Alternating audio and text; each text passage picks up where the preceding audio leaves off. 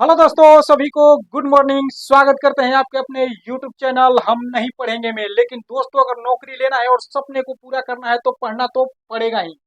दोस्तों, आज हम इस वीडियो में बातें करेंगे एसएससी जीडी 2027 के ऊपर।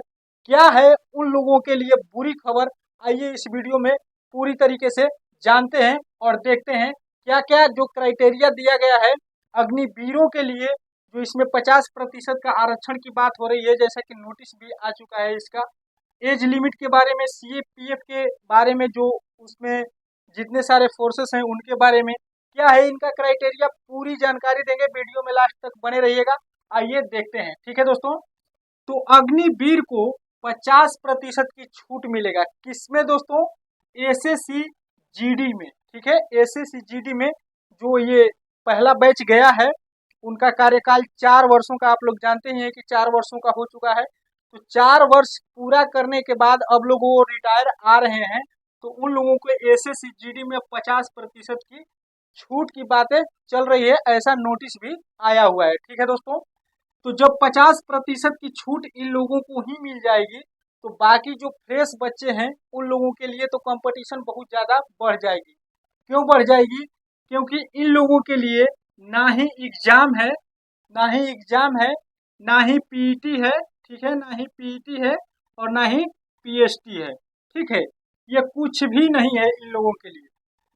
केवल फॉर्म भरेंगे और कैटेगरी वाइज सिलेक्शन ले लेंगे। ठीक है, तो इन लोगों के लिए कुछ भी नहीं है। और जाहिर सी बात है, अगर आ रहे हैं तो ये कुछ होना भी नहीं चाहिए, क्योंकि जो एग्जाम देकर भी गए हैं, फिजिकल अपना डेली कर रहे हैं, क्योंकि वो अग्निवीर के हैं और इंडियन आर्मी के वो फौज हो चुके हैं, तो उनका फिजिकल अलग ही लेवल का होगा। ठीक है, और मेडिकल का पूछना ही नहीं है। मेडिकल तो वो मतलब अपर लेवल का आर्मी में मेडिकल होता है। ठीक है दोस्तों, तो ये कंपटीशन बढ़ जाएगा फ्रेश बच्चों के लिए। ठीक है, एज लिमिट क्या होगा? ठीक है दोस्तों, जो पहला बैच आएगा अग्निवीर का उसमें 5 वर्षों का इसमें छूट मिलेगा। ठीक है, 5 वर्षों का छूट मिलेगा।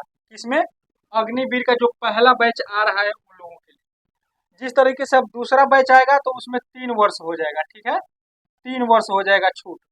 और हो सकता है कि जो पहला बैच के लिए 50% का छूट का बात कहा जा रहा है वो आगे चलकर कुछ घट जाए, तो घटेगा तो फ्रेश बच्चों के लिए क्या होगा? फायदा होगा। ठीक है दोस्तों, दूसरी चीज इसमें ये बोला गया है कि केवल सीएपीएफ के अंदर जो फोर्सेस आते हैं उनमें 50% की छूट दी जाएगी। ठीक है दोस्तों, केवल सीएपीएफ के अंदर।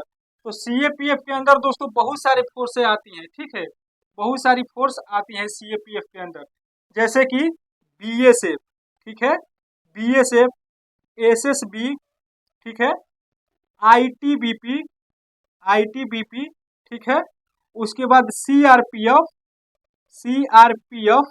ठीक है, उसके बाद सीआईएसएफ, सीआईएसएफ।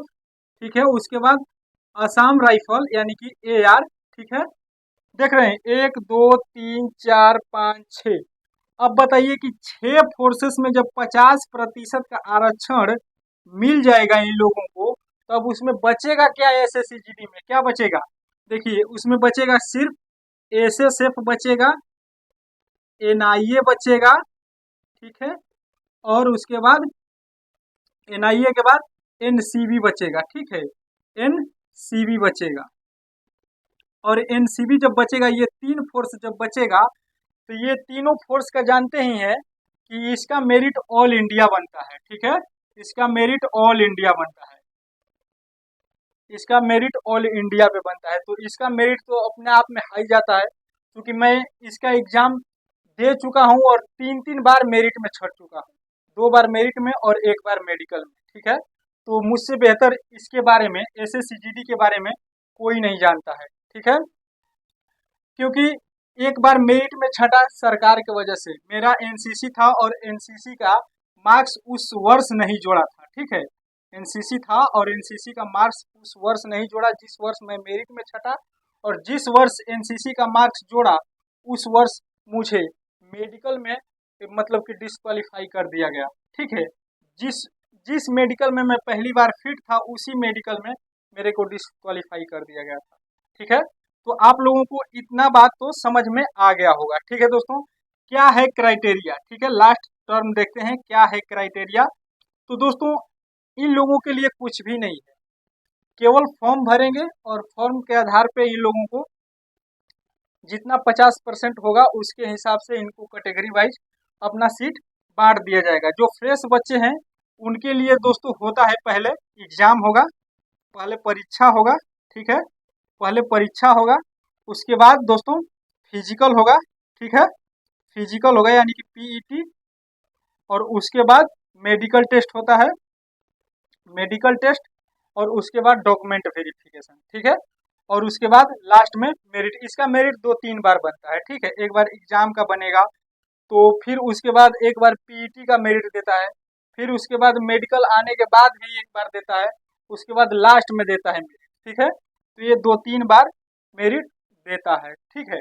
तो अग्निवीर के लिए तो बल्ले बल्ले है एक तरह से कहें तो, क्योंकि जाहिर सी बात है 4 साल के लिए नौकरी में गए थे तो बाकी उम्र क्या करेंगे, ठीक है, लेकिन जो फ्रेश बच्चे हैं उनके लिए दिक्कत होगा, अब मेरिट बहुत ज़्यादा हाई जाएगा और उनका कंपटीशन बहुत बढ़ जाएगा। ठीक है दोस्तों, आशा करता हूँ कि आप लोगों को ये समझ में आया होगा।